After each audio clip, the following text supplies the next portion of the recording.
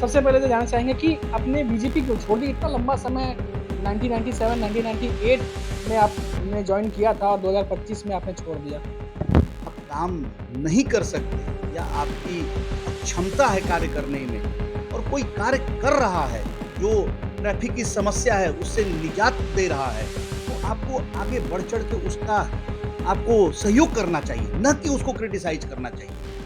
कि बीजेपी में कार्यकर्ताओं की अनदेखी, कार्यकर्ताओं को कोई मान सम्मान, कार्यकर्ताओं की उपेक्षा और बहुत से ऐसी चीज़ें थे उसके पीछे जो कि मीरा भाईंदर शहर की देवतुल्य जनता इस चीज़ को देख भी रही है और समझ भी रही है।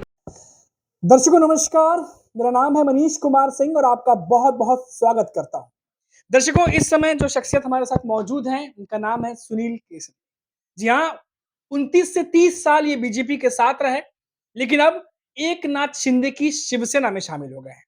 और लगातार वहाँ जाने के बाद पार्टी जब बदली इनकी तो कई सारे सवाल पूछे गए, कई सारे सवालों का जवाब भी इन्होंने दिया।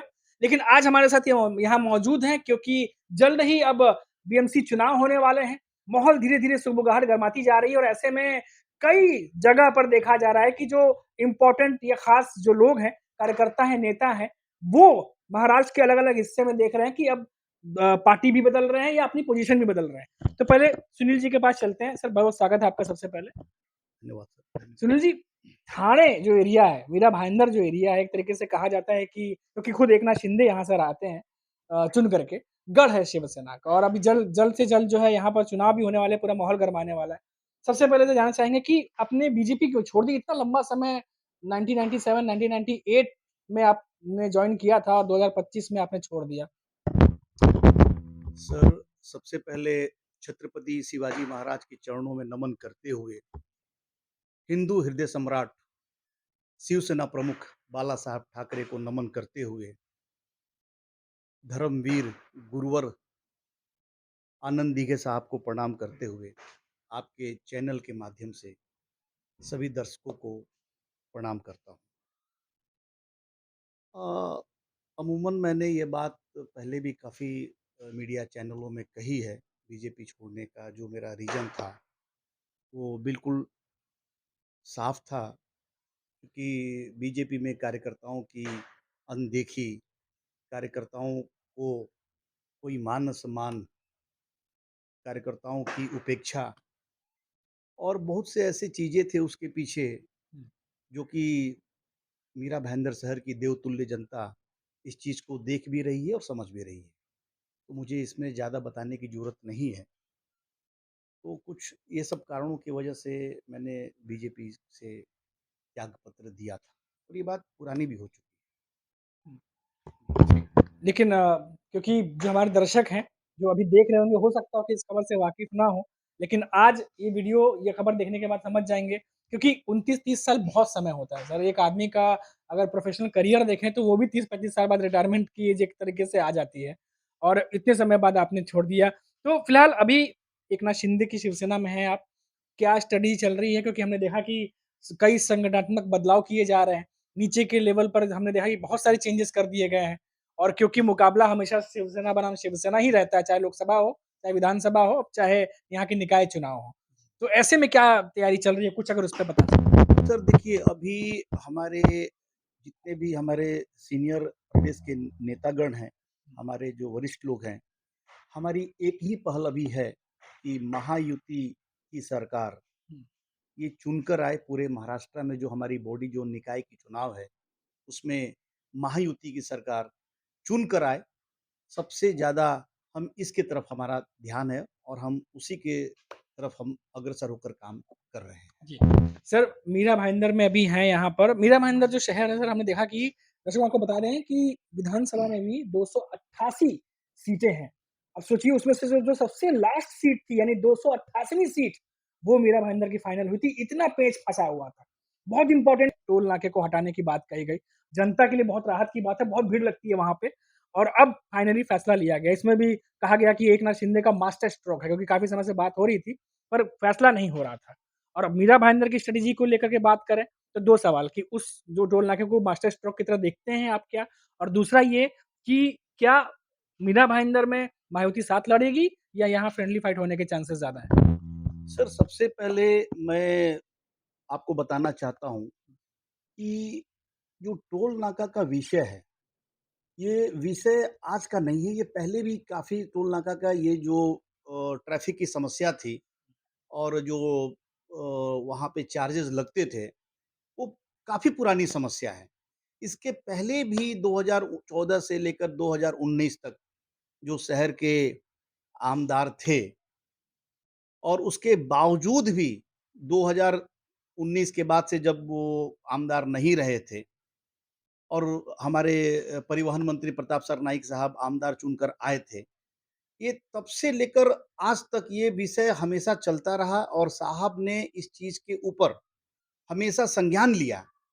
अब कुछ टेक्निकल इश्यूज़ है जो कि मंत्रालय के अधीन में आता है जिसकी वजह से थोड़ी-सी कुछ अड़चन थी।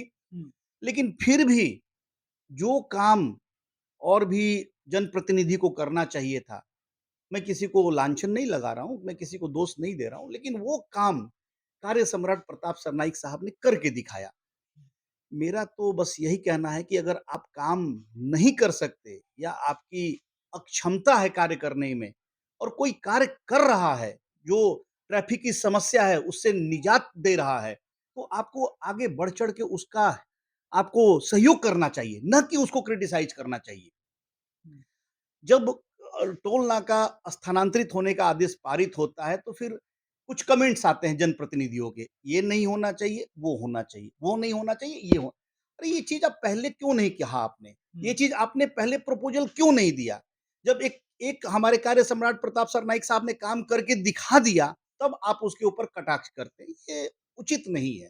हुँ। महायुति में रह के एक-दूसरे का सहयोग करना चाहिए, किसी के ऊपर कटाक्ष नहीं करना चाहिए, नंबर 1। दूसरा आपका प्रश्न था कि दूसरा मीरा भाईंदर में मायावती साथ लड़ने वाली है या फ्रेंडली फाइट मीरा जैसे? मीरा भाईंदर में महायुति साथ में लड़ेगी या अलग-अलग लड़ेंगे, इसका फैसला हमारे वरिष्ठ लोग लेंगे। हमारे वरिष्ठों का जो भी आदेश होगा, हुँ, हम उसका विनम्र पालन करेंगे। हुँ। सर एक चीज़ और हालाँकि ये सवाल मुझे दूसरे बार में ही पूछना चाहिए था, दूसरा सवाल होना चाहिए था। लेकिन क्योंकि दर्शकों को भी पता है कि जब इंटरव्यू चलता है तो बहुत सारे सवाल ऑन द स्पॉट पूछे जाते हैं। सुनील जी, जब 30 साल, 29 साल, 10 साल भी आप कंपनी में रहिए तो भी अगर कंपनी छोड़ता है तो एक बार बॉस या सीनियर अधिकारी पूछते हैं, "भाई क्या बात हो गई? क्यों छोड़ रहे हैं आप? कुछ अगर शिकायत हो तो बताइए उसको दूर करेंगे।" ऐसा आपके साथ नहीं हुआ था क्या? सर बात ऐसी थी हुँ, कि जब से हमने होश सँभाला हुँ, और जब से हमने राजनीतिक पदार्पण किया, तो हम दूसरी पार्टी की तरफ हमने ध्यान ही नहीं दिया। हमने भारतीय जनता पार्टी की सदस्यता हासिल की। मैंने 1997 में भारतीय जनता पार्टी की सदस्यता हासिल की और तब से लेकर मैं अभी तक पिछले 1 डेढ़ 2 महीने तक मैं भाजप में ही था। देखिए क्या होता है जब आदमी अगर जो हमारे वरिष्ठ लोग हैं, उनके विचारधारा से ओत-प्रोत और प्रेरित होता है, तब आपको समझ में आता है कि कौन-सी पार्टी देशभक्त है और कौन-सी पार्टी देश के विरुद्ध में काम करती है।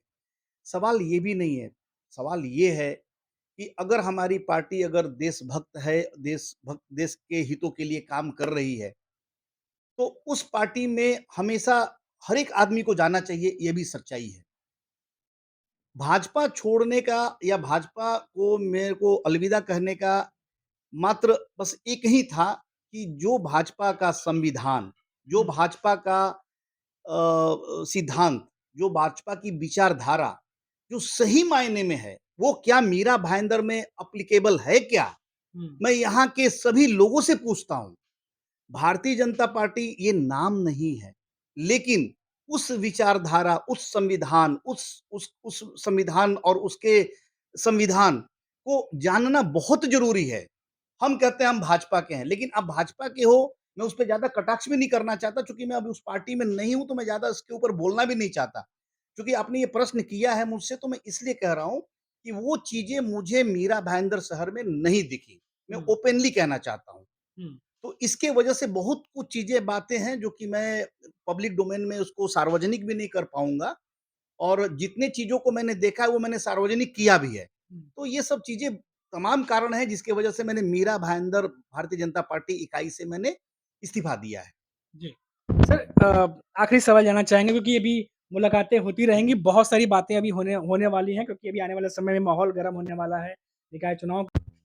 तो सर आखिरी सवाल आपसे एक बार हम लेना चाहेंगे क्योंकि अभी हम देख रहे हैं कि काफ़ी कुछ थाने एरिया में चल रहा है, बड़ा शिवसेना के लोग बहुत एक्टिव नज़र आ रहे हैं। रोज़ कुछ न कुछ फैसले हो रहे हैं, डिसीज़न हो रहे हैं, संगठन में बदलाव हो रहे हैं, जैसा मैंने ज़िक्र किया था।